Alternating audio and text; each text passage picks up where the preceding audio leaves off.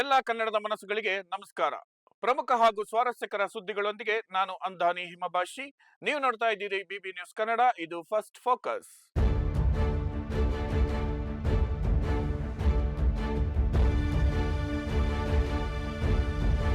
ಮೊದಲಿಗೆ first focus ಸುದ್ದಿಯ ಮುಖ್ಯಾಂಶಗಳು. ಸಿಎಂ ಸಿದ್ದರಾಮಯ್ಯ ಆಕ್ಷೇಪಕ್ಕೆ ಕೇರಳ ಸಿಎಂ ಪಿಣರಾಯಿ ವಿಜಯನ್ ಸ್ಪಷ್ಟನೆ. ಮತ್ತೆ ಶುರುವಾಯಿತು ಹಾಸನ್ ಬ್ಲೂ ರಾಜಕೀಯ. ಕೈದಳ ನಾಯಕರ ನಡುವೆ ಭಾರೀ ವಾಕ್ಸಮರ. ಮಹಾರಾಷ್ಟ್ರ ರಾಜಕಾರಣ, ಫಡ್ನವೀಸ್ ಮತ್ತು ಅಜಿತ್ ಪವಾರ್ ವಾಕ್ಸಮರ. ಹಿಜಾಬ್ ಧರಿಸಿದ ಮಹಿಳೆ ಭಾರತದ ಪ್ರಧಾನಿಯಾಗಲಿದ್ದಾರೆ, ಓವೈಸಿ ಭವಿಷ್ಯ.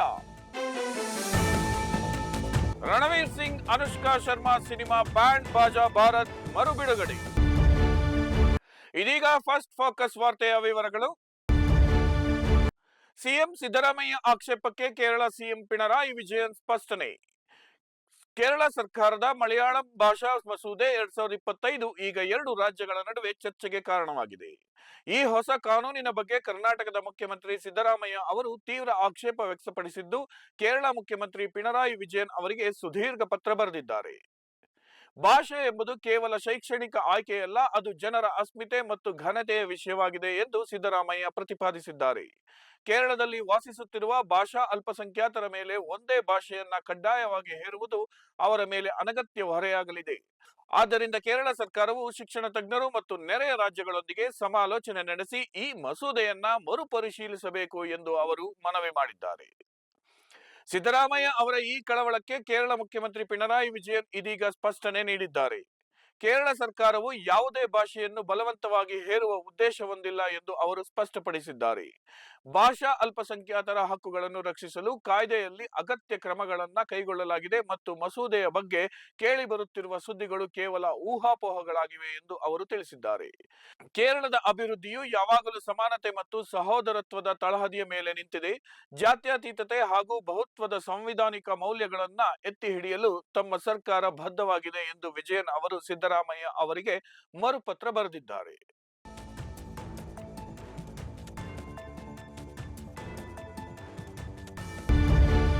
ಮತ್ತೆ ಶುರುವಾಯಿತು ಹಾಸನ್ ಬ್ಲೂ ರಾಜಕೀಯ. ಕೈದಳ ನಾಯಕರ ನಡುವೆ ಭಾರೀ ವಾಕ್ಸಮರ. ರಾಜ್ಯ ರಾಜಕೀಯದಲ್ಲಿ ಆಡಳಿತಾರೂಢ ಕಾಂಗ್ರೆಸ್ ಮತ್ತು ಜೆಡಿಎಸ್ ನಾಯಕರ ನಡುವಿನ ಶಬ್ದ ಯುದ್ಧ ಇದೀಗ ತಾರಕಕ್ಕೇರಿದೆ. ಉಪಮುಖ್ಯಮಂತ್ರಿ ಡಿಕೆ ಶಿವಕುಮಾರ್ ಅವರು ಜೆಡಿಎಸ್ ಮತ್ತು ಬಿಜೆಪಿ ಮೈತ್ರಿಯನ್ನು ವ್ಯಂಗ್ಯವಾಡಿದ್ದಕ್ಕೆ ಕೇಂದ್ರ ಸಚಿವ ಎಚ್.ಡಿ. ಕುಮಾರಸ್ವಾಮಿ ಅವರು ಕಟು ಶಬ್ದಗಳಲ್ಲಿ ತಿರುಗೇಟು ನೀಡಿದ್ದಾರೆ.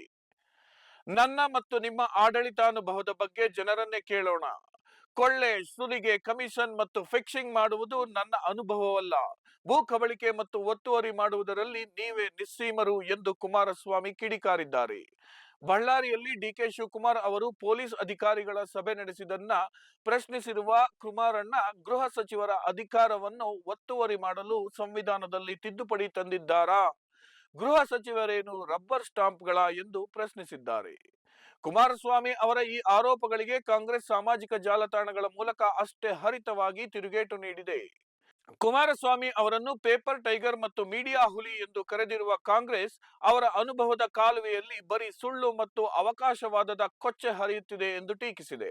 ಬಳ್ಳಾರಿ ಗಲಭೆ ಮತ್ತು ಜಮೀನು ವಿಚಾರದಲ್ಲಿ ಕುಮಾರಸ್ವಾಮಿ ಅವರು ಸುಳ್ಳು ಪುಂಗುತ್ತಿದ್ದಾರೆ ಎಂದು ಆಪಾದಿಸುತ್ತಿರುವ ಕಾಂಗ್ರೆಸ್, ಕೇತಗಾನಹಳ್ಳಿಯಲ್ಲಿ ದಲಿತರ ಜಮೀನಿಗೆ ಬೇಲಿ ಹಾಕಿದವರು ಯಾರು ಎಂದು ಪ್ರಶ್ನಿಸಿದೆ. ಇಷ್ಟಕ್ಕೆ ನಿಲ್ಲದ ಕಾಂಗ್ರೆಸ್ ಪ್ರಜ್ವಲ್ ರೇವಣ್ಣ ಪ್ರಕರಣವನ್ನ ಪರೋಕ್ಷವಾಗಿ ಪ್ರಸ್ತಾಪಿಸಿ ಗಂಭೀರ ವಾಗ್ದಾಳಿ ನಡೆಸಿದೆ. ನಿಮ್ಮ ಹುಡುಗ ನಿರ್ಮಿಸಿ ನಟಿಸಿದ ಹಾಸನ್ ಬ್ಲೂ ಚಿತ್ರ ಜಗತ್ ಪ್ರಸಿದ್ಧವಾಗಿದೆ. ಕರ್ನಾಟಕದ ಕೀರ್ತಿಯನ್ನು ಹಾಲಿವುಡ್ ವರೆಗೂ ಹಾರಿಸಿದ ನಿಮ್ಮ ಅನುಭವ ಎಷ್ಟು ಪ್ರಖರವಾಗಿ ಪ್ರಜ್ವಲಿಸುತ್ತಿದೆ ಎಂಬುದು ಇಡೀ ಜಗತ್ತಿಗೆ ಗೊತ್ತು ಎಂದು ವ್ಯಂಗ್ಯವಾಡಿದೆ. ಅಧಿಕಾರಕ್ಕಾಗಿ ಯಾರ ಜೊತೆ ಬೇಕಾದರೂ ಕೈ ಜೋಡಿಸುವ ನೀವು ಬೇರೆಯವರಿಗೆ ಪಾಠ ಮಾಡಬೇಡಿ ಎಂದು ಕಾಂಗ್ರೆಸ್ ತಿರುಗೇಟು ನೀಡಿದೆ.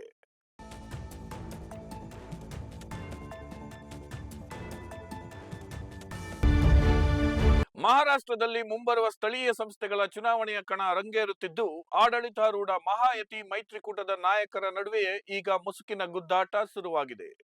ಮುಖ್ಯಮಂತ್ರಿ ದೇವೇಂದ್ರ ಫಡ್ನವೀಸ್ ಮತ್ತು ಉಪಮುಖ್ಯಮಂತ್ರಿ ಅಜಿತ್ ಪವಾರ್ ಪರಸ್ಪರ ವಾಗ್ದಾಳಿ ನಡೆಸುತ್ತಿರುವುದು ರಾಜಕೀಯ ವಲಯದಲ್ಲಿ ತೀವ್ರ ಚರ್ಚೆಗೆ ಕಾರಣವಾಗಿದೆ. ಪಿಂಪ್ರಿ ಚಿಂಚ್ವಾಡ್ನಲ್ಲಿ ನಡೆದ ಚುನಾವಣಾ ರ್ಯಾಲಿಯಲ್ಲಿ ಮಾತನಾಡಿದ ಫಡ್ನವೀಸ್, ವಿರೋಧಿಗಳಿಗೆ ಕೆಲಸದ ಮೂಲಕ ತೋರಿಸಲು ಏನೂ ಇಲ್ಲದ ಕಾರಣ ಅನಗತ್ಯ ವಿವಾದ ಸೃಷ್ಟಿಸುತ್ತಿದ್ದಾರೆ ಎಂದು ಅಜಿತ್ ಪವಾರ್ ಅವರಿಗೆ ತಿರುಗೇಟು ನೀಡಿದ್ದಾರೆ. ಬಿಜೆಪಿ ಮಾಡಿದ ಅಭಿವೃದ್ಧಿ ಕಂಡು ಕೆಲವರು ಹತಾಶರಾಗಿದ್ದಾರೆ ಎಂದು ಅವರು ಟೀಕಿಸಿದ್ದಾರೆ. ಇದಕ್ಕೂ ಮುನ್ನ ಸುದ್ದಿಗೋಷ್ಠಿ ನಡೆಸಿದ್ದ ಅಜಿತ್ ಪವಾರ್ ಪುಣೆ ಮತ್ತು ಪಿಂಪ್ರಿ ಚಿಂಚವಾಡ್ ನಗರಗಳ ಅಭಿವೃದ್ಧಿಗೆ ಭ್ರಷ್ಟಾಚಾರ ಮತ್ತು ಅಕ್ರಮಗಳೇ ಅಡ್ಡಿಯಾಗಿವೆ ಎಂದು ಆರೋಪಿಸಿದ್ದರು. 2017ರಿಂದ 2022ರ ಅವಧಿಯಲ್ಲಿ ಈ ಎರಡು ನಗರಗಳಲ್ಲಿ ಬಿಜೆಪಿ ಆಡಳಿತವಿತ್ತು. ಅಜಿತ್ ಪವಾರ್ ಅವರ ಈ ಹೇಳಿಕೆಯು ನೇರವಾಗಿ ಬಿಜೆಪಿಯ ಆಡಳಿತ ವೈಖರಿಯನ್ನ ಪ್ರಶ್ನಿಸಿದಂತಾಗಿತ್ತು. ರಾಜ್ಯ ಸರ್ಕಾರದಲ್ಲಿ ಜೊತೆಯಾಗಿದ್ದರೂ ಮುಂಬರುವ ಜನವರಿ 15ರ ಸ್ಥಳೀಯ ಸಂಸ್ಥೆಗಳ ಚುನಾವಣೆಯಲ್ಲಿ ಉಭಯ ಪಕ್ಷಗಳು ಪ್ರತ್ಯೇಕವಾಗಿ ಸ್ಪರ್ಧಿಸುತ್ತಿರುವುದು ಈ ಜಟಾಪಟಿಗೆ ಪ್ರಮುಖ ಕಾರಣವಾಗಿದೆ.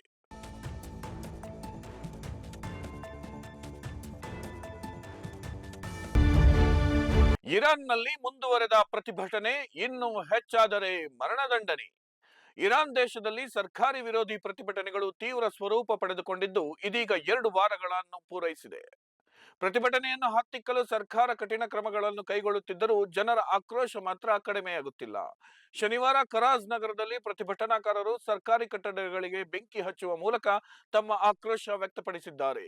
ಈ ಹಿಂಸಾಚಾರದಲ್ಲಿ ಇದುವರೆಗೆ 65 ಮಂದಿ ಮೃತಪಟ್ಟಿದ್ದು 2,000ಕ್ಕೂ ಹೆಚ್ಚು ಜನರನ್ನ ಬಂಧಿಸಲಾಗಿದೆ ಎಂದು ಮಾನವ ಹಕ್ಕುಗಳ ಸಂಸ್ಥೆಗಳು ವರದಿ ಮಾಡಿವೆ. ಮತ್ತೊಂದೆಡೆ ಇರಾನ್ ಸರ್ಕಾರವು ದೇಶಾದ್ಯಂತ ಇಂಟರ್ನೆಟ್ ಮತ್ತು ದೂರವಾಣಿ ಸಂಪರ್ಕಗಳನ್ನು ಕಡಿತಗೊಳಿಸಿರುವುದರಿಂದ ಇಡೀ ದೇಶ ಹೊರ ಜಗತ್ತಿನ ಸಂಪರ್ಕವನ್ನು ಕಳೆದುಕೊಂಡಿದೆ. ಇದರಿಂದಾಗಿ ಅಲ್ಲಿನ ನಿಖರ ಬೆಳವಣಿಗೆಗಳ ಬಗ್ಗೆ ಮಾಹಿತಿ ಪಡೆಯುವುದು ವಿದೇಶಿ ಸಂಸ್ಥೆಗಳಿಗೆ ಸವಾಲಾಗಿ ಪರಿಣಮಿಸಿದೆ. ಈ ನಡುವೆ ಅಮೆರಿಕದ ಎಚ್ಚರಿಕೆಗಳನ್ನು ಲೆಕ್ಕಿಸದ ಸುಪ್ರೀಂ ನಾಯಕ ಆಯತೊಲ್ಲಾ ಅಲಿ ಖಮೇನಿ ಅವರು ಯಾವುದೇ ಕಾರಣಕ್ಕೂ ಸರ್ಕಾರ ಹಿಂದೆ ಸರಿಯುವುದಿಲ್ಲ ಎಂದು ಸ್ಪಷ್ಟಪಡಿಸಿದ್ದಾರೆ. ಪರಿಸ್ಥಿತಿ ಹೀಗಿರುವಾಗಲೇ ಇರಾನ್ನ ಅಟಾರ್ನಿ ಜನರಲ್ ನೀಡಿರುವ ಹೇಳಿಕೆ ಮತ್ತಷ್ಟು ಆತಂಕ ಮೂಡಿಸಿದೆ. ಪ್ರತಿಭಟನೆಯಲ್ಲಿ ಭಾಗವಹಿಸುವವರನ್ನು ದೇವರ ಶತ್ರುಗಳು ಎಂದು ಪರಿಗಣಿಸಲಾಗುವುದು ಮತ್ತು ಅಂತಹವರಿಗೆ ಮರಣದಂಡನೆ ಶಿಕ್ಷೆ ವಿಧಿಸಲಾಗುವುದು ಎಂದು ಅವರು ಬೆದರಿಕೆ ಹಾಕಿದ್ದಾರೆ. ಗಲಭೆಕೋರರಿಗೆ ಸಹಾಯ ಮಾಡುವವರು ಸಹ ಇದೇ ರೀತಿಯ ಕಠಿಣ ಶಿಕ್ಷೆಯನ್ನ ಎದುರಿಸಬೇಕಾಗುತ್ತದೆ ಎಂದು ಅಲ್ಲಿನ ಸರ್ಕಾರಿ ವಾಹಿನಿಗಳು ಎಚ್ಚರಿಸಿವೆ.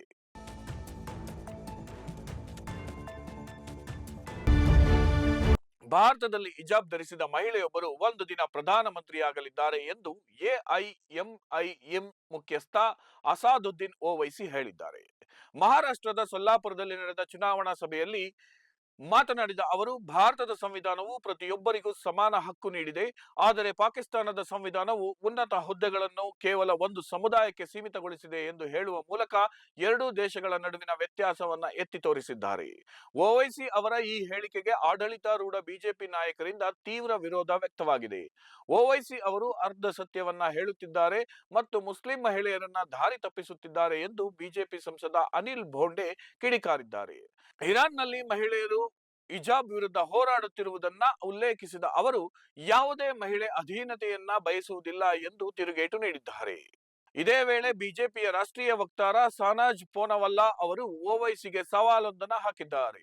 ಸಂವಿಧಾನ ಯಾರನ್ನು ತಡೆಯುವುದಿಲ್ಲ, ಆದರೆ ಮೊದಲು ನಿಮ್ಮ ಪಕ್ಷಕ್ಕೆ ಹಿಜಾಬ್ ಧರಿಸಿದ ಮಹಿಳೆಯನ್ನು ಅಥವಾ ಸಾಮಾನ್ಯ ಮುಸ್ಲಿಂ ಸಮುದಾಯದವರನ್ನು ಅಧ್ಯಕ್ಷರನ್ನಾಗಿ ಮಾಡಿ ಎಂದು ಅವರು ಚುಚ್ಚಿದ್ದಾರೆ. ಸೊಲ್ಲಾಪುರ ಸ್ಥಳೀಯ ಸಂಸ್ಥೆ ಚುನಾವಣೆಯ ಹೊತ್ತಿನಲ್ಲಿ ಈ ಹಿಜಾಬ್ ಪಾಲಿಟಿಕ್ಸ್ ಈಗ ಭಾರೀ ಸಂಚಲನ ಮೂಡಿಸಿದೆ.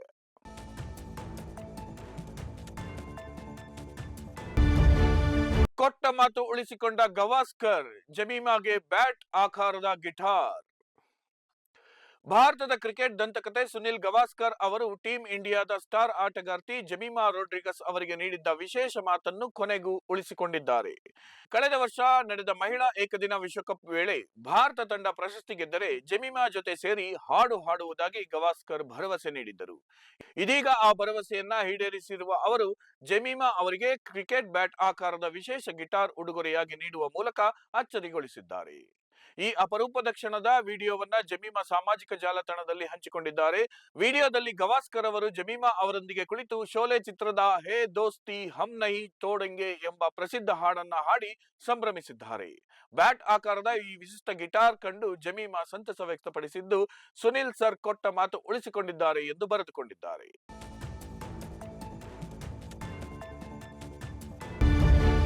ರಣವೀರ್ ಸಿಂಗ್ ಅನುಷ್ಕಾ ಶರ್ಮಾ ಸಿನಿಮಾ ಬ್ಯಾಂಡ್ ಬಾಜಾ ಭಾರತ್ ಮರು ಬಿಡುಗಡೆ.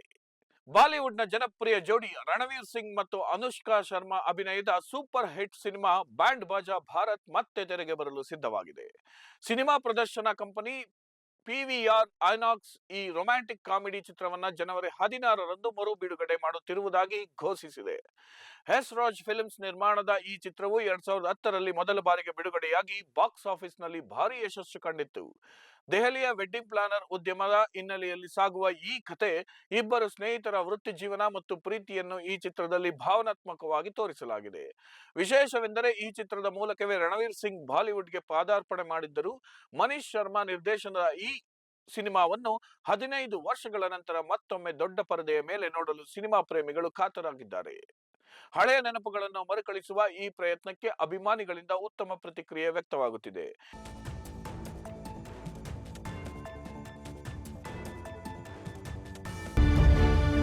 ಇದಾಗಿತ್ತು ಈ ಕ್ಷಣದ ನ್ಯೂಸ್ ಫಸ್ಟ್ ಫೋಕಸ್. ನೈಜ ಹಾಗೂ ತಾಜಾ ಸುದ್ದಿ, ಪ್ರಾಮಾಣಿಕ ವರದಿ, ನಿಷ್ಠುರ ವಿಶ್ಲೇಷಣೆಗಳಿಗಾಗಿ ಸದಾ ಗಮನಿಸಿ ಬಿಬಿ ನ್ಯೂಸ್ ಕನ್ನಡ. ಇದು ಕನ್ನಡಿಗರ ಪ್ರತಿಧ್ವನಿ.